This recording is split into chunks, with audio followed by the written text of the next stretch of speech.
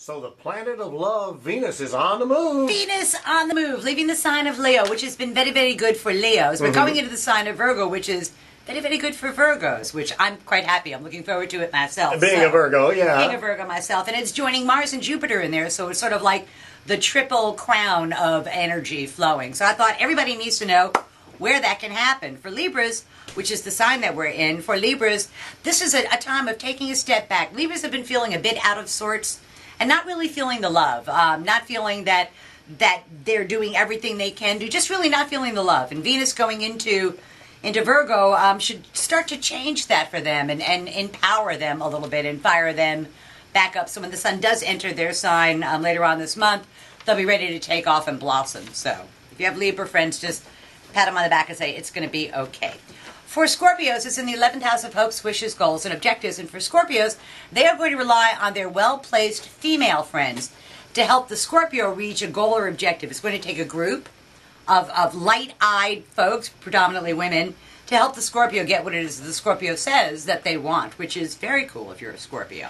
If you are a Sagittarian, it's in your 10th house of career and public standing. And this is a two-pronged thing. Sagittarians are crabbing, they're whining and moaning because Mars is the 10th house of the career and public standing, and they're not getting enough recognition for what they do. But with Venus going in there, they'll find out that they've done very, very well professionally, and they'll finally get the promotion, the increase, the attaboy, the pat on the back, whatever it is that they've been whining about not getting. For Capricorns, it is in the 9th house of the law. Legal matters, educational matters, important matters go very, very well for Capricorn. This is a very productive, very fruitful time for Capricorn. Coming out of a year where they couldn't seem to get anything going on, everything is going the Capricorn's way, and it's very, very good news for them. And the law's on their side, and when the law's on your side, you want to use it. For Aquarians, it is in the 8th house of other people's resources flowing their way. And this is a matter where they benefit not from earned income, but from unearned income. Almost like, I don't want to say money falls out of the sky on them, but they end up financially secure by the end of the month, which is very cool for them because they've had some scary times as far as that goes. They've had a lot of expenses, but they're going to have the money to cover those expenses. For Pisces, 7th house of partners, and Pisces have been yelled at for the last 2 or 3 weeks or so. Everybody's yelling at Pisces. And when Venus opposes their sign, they at least stop yelling. Or if they do yell, it's in a loving kind of fashion. So their partnerships go very well. And they find they have allies where all they thought they had were enemies, which is pretty cool too.